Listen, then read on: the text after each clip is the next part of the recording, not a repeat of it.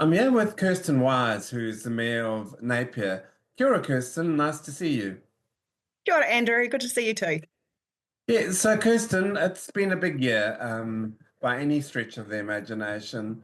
And obviously, you've had long-term plan, which probably isn't the best that you've had over the years, given the number that was attached to it. No one wants to be putting out rates increases like that. But just to recap, how has the year gone for you? How have you found things? Uh, Look, any year that I don't have to declare a state of emergency is definitely a good year. So Good. I guess we'll start with that. We have been in recovery, obviously, from Cyclone Gabrielle. So there has been work to do, not just for us here in Ahuriri Napier, but for the whole of the region.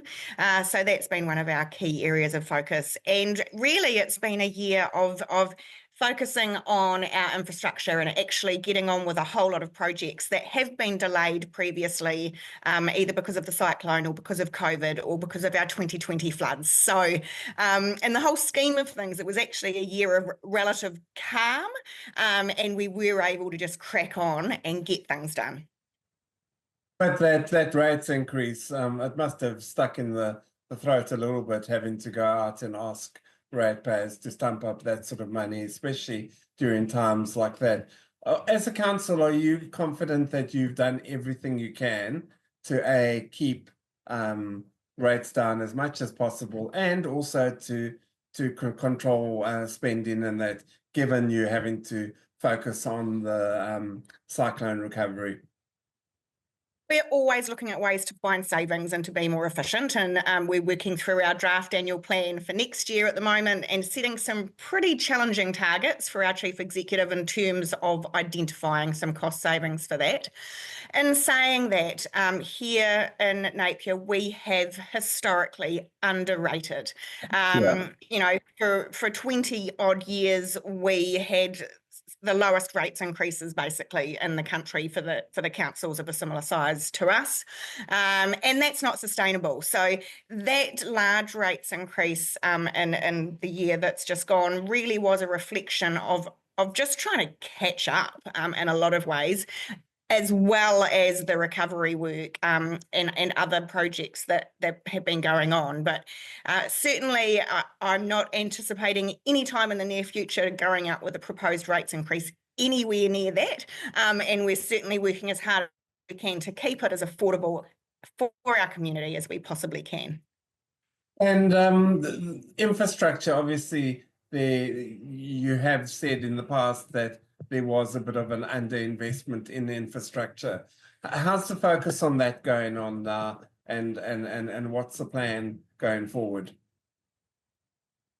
We have a huge capital program that we're looking at the moment.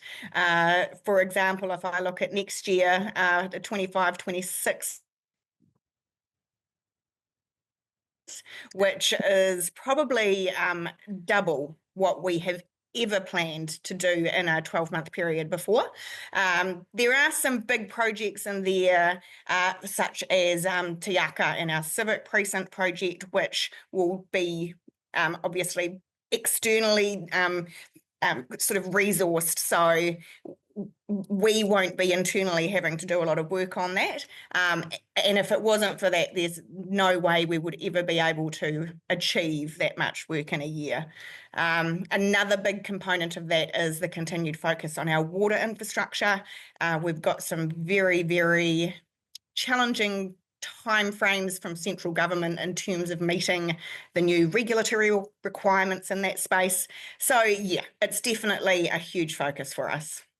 Because that local water done better is quite a challenge for you as a council and as a region. It does seem like you do need a regional focus to it.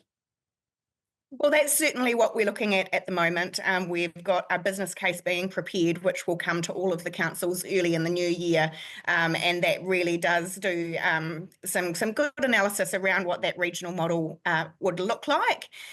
We are also doing our own analysis for a standalone Napier City Council model at the same time.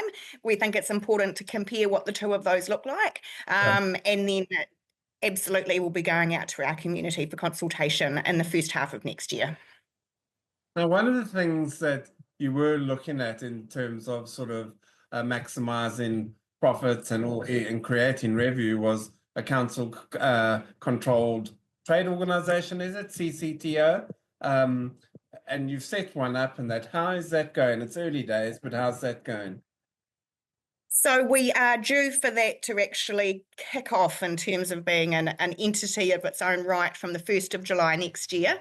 We do actually have a paper coming to our final council meeting of the year tomorrow, which outlines the first tranche of assets that we will be looking for the CCTO to manage.